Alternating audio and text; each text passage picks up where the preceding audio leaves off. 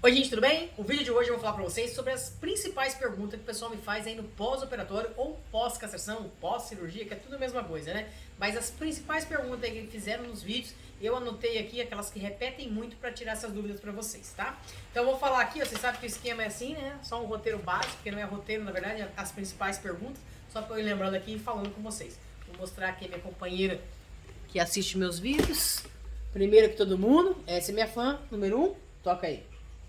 Oh, meu Deus do céu, porque sabe que ganha as coisas depois. Interesseira, viu? Mas ela merece. Então, gente, vamos lá. Sem enrolar. Ah, eu vou ter que falar de perto aqui também, gente, porque meu microfone, que eu tava me achando que meu microfone sem fio acabou de estragar.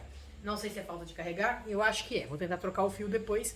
E então eu vou ficar meio perto aqui, com a cara larga mesmo, apesar que minha cara está larga. Mas é mais pra poder o som ficar melhor pra vocês, tá? Então vamos lá. A primeira pergunta, assim, campeã de todas, né? Principalmente castração.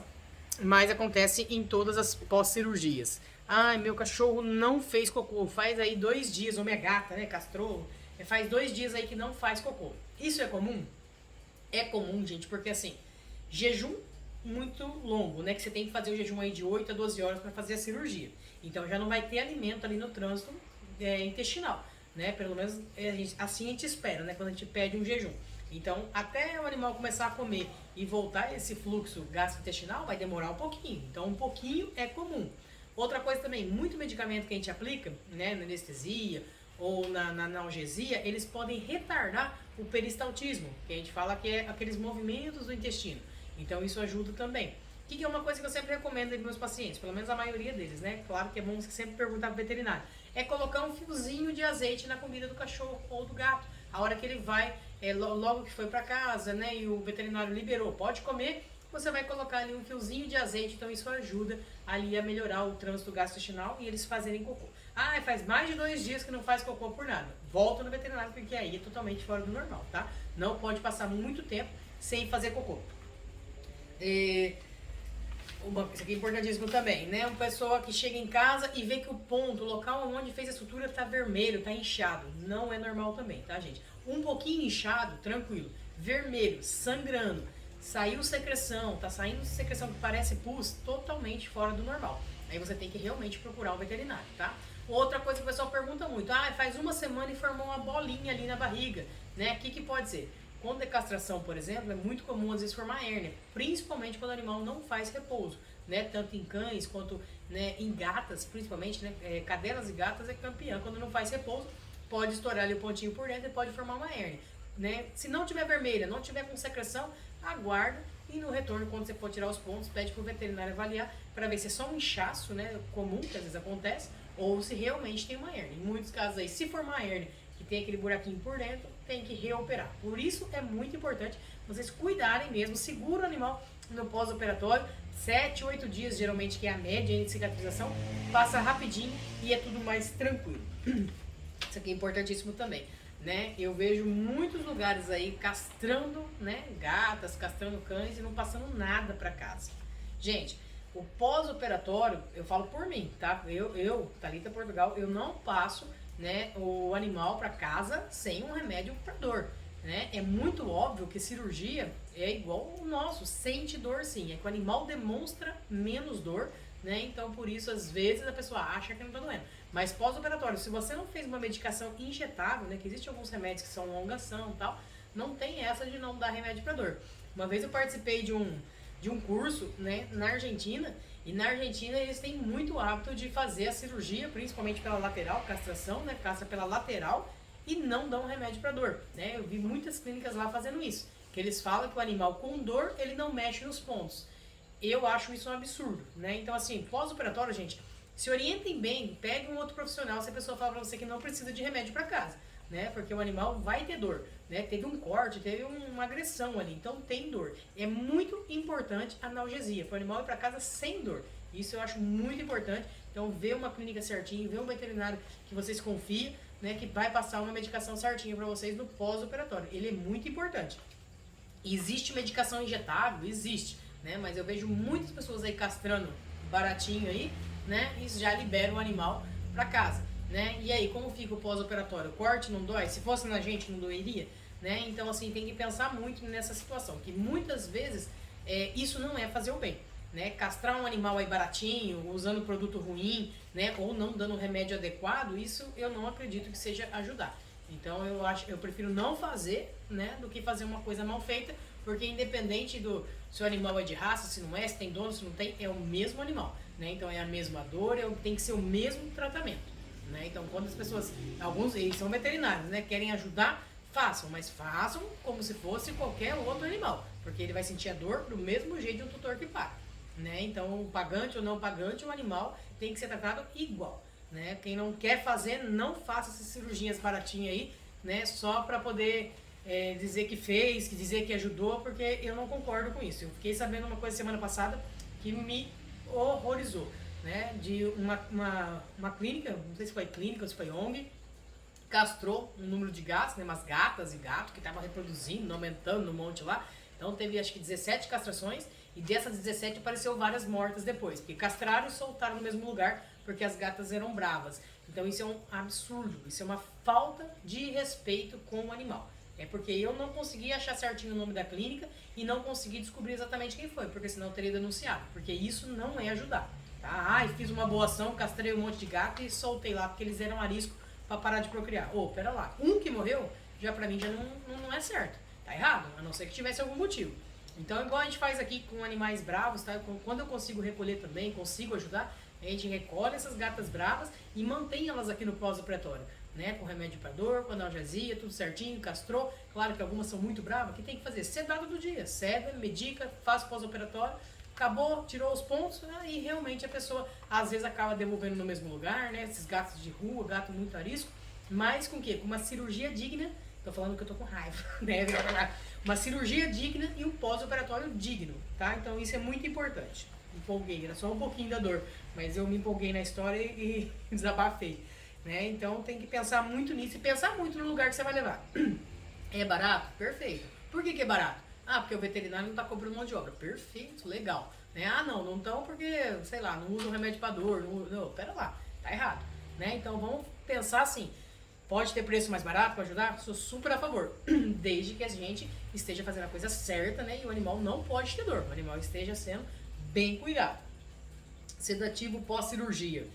Gente, isso aqui é o seguinte, né? Existem alguns animais que realmente são muito agitados, a gente precisa de um repouso e eu recomendo, tá? Para alguns animais que vão supor pós-operatório, eles são muito agitados, para evitar de estourar pontos, eu recomendo. Geralmente a gente utiliza aí o Acepram ou alguma outra medicação aí para os animais ficarem mais calmos nesse período de 7 dias. Claro, esses remédios, gente, você só pode pegar com receita do veterinário, porque ele vai ver se não tem nenhum problema cardíaco, se o animal não tem nenhuma restrição, mas eu sou a favor sim, né, daqueles animais que são muito agitados, ou que são bravos, ou que pula demais, mesmo o lugar estando pequeno, e eu acho importante usar uma medicação aí, pelo menos uns 2 dias, uma medicação leve de um sedativo, que ajuda muito no pós-operatório. Juliana Cardoso, foi onde eu não coloquei o nome ali, gente, porque tem gente que não coloca o nome, coloca só as perguntas, não coloca o nome e não coloca a cidade, né? E vocês sabem que eu gosto de ler, então onde vocês são. Adoro saber que tem gente de São Paulo, tem gente de Manaus, do Acre, agora tem gente de Portugal, dos Estados Unidos. Então, assim, nossa, tem alguma cidade, gente, muito massa que eu olho lá. Eu não sei nem onde que fica, mas eu coloco no Waze para descobrir ali onde que é. Muito massa. Então, assim, tô muito feliz, na verdade, que a gente viu que a gente formou uma família aí em todos os estados e a gente percebe que as necessidades de cada lugar é diferente, né? Então, até falo nos outros vídeos, se vocês puderem colocar aí embaixo nos comentários, né, quais são as dicas para os próximos vídeos, quais são as principais dúvidas, eu sempre estou respondendo ali, fazendo vídeo em cima disso, tá? Então a Juliana Cardoso perguntou se após castrar, ela falou assim que após castrar a cadelinha dela, 5 dias depois estava saindo o leite da mama. Isso acontece muito quando a gente, porque essa pergunta na verdade dela, tem muitas outras pessoas que fez também, tá? Então assim, quando a gente castra próximo do cio, o animal já está no cio, às vezes você nem sabe que está no cio, né? Acontece, ele tem um estímulo de prolactina e pode ser que o animal entre numa gravidez psicológica.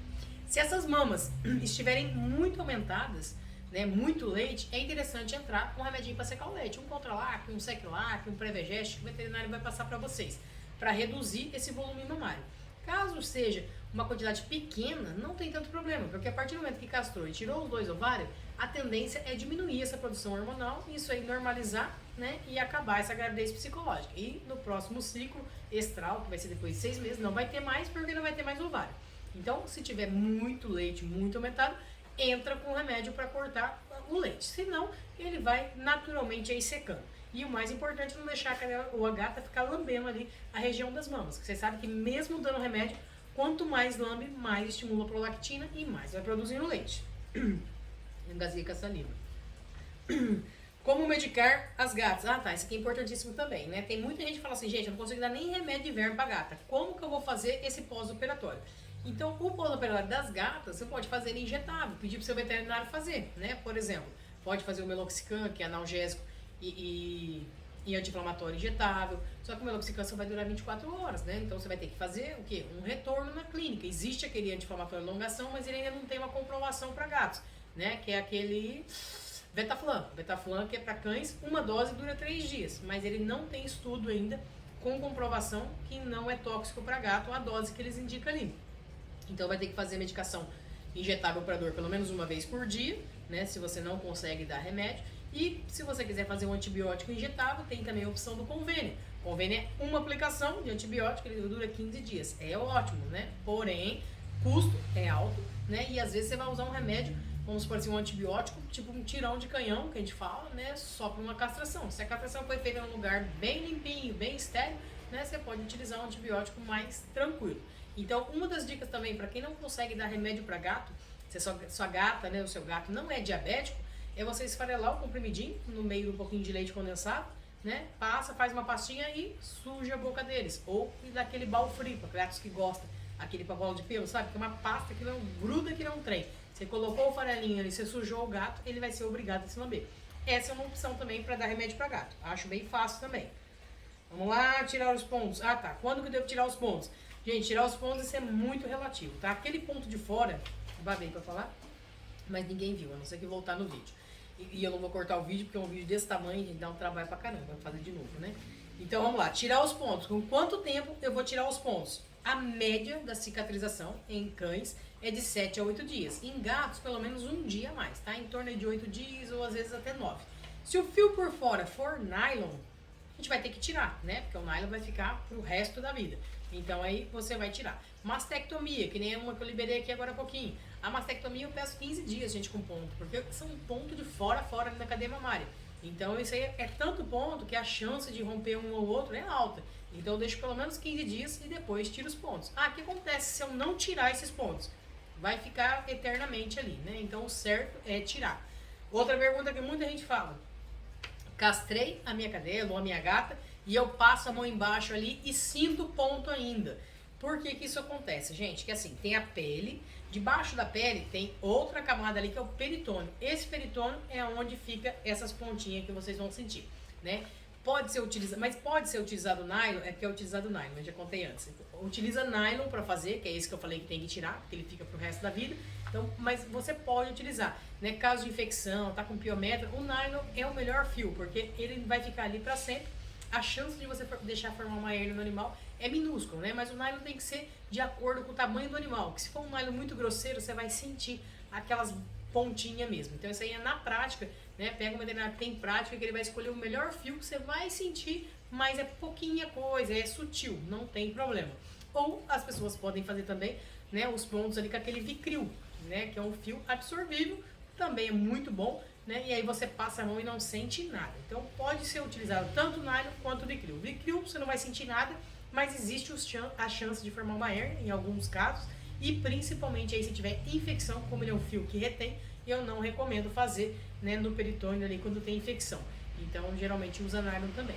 Então não tem problema nenhum você sentir aquelas pontinhas, desde que as pontas não estejam espetando mesmo ali a pele, né? Porque tem que fechar esse peritônio com o nylon e depois tem que fechar a outra camada ali que é do subcutâneo, né? Ou com fio absorvível de preferência e depois coloca o outro nylon que vai tirar. E aí você não sente tanto, você vai sentir bem sutil esses fiozinhos.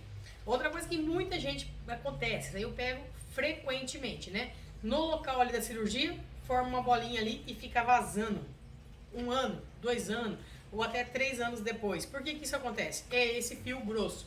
Usa o fio muito grosso ali e aí esse fio espeta a pele ali, uma hora machuca e aí fica sempre minando uma secreção. Quando isso acontece, o que que tem que ser feito?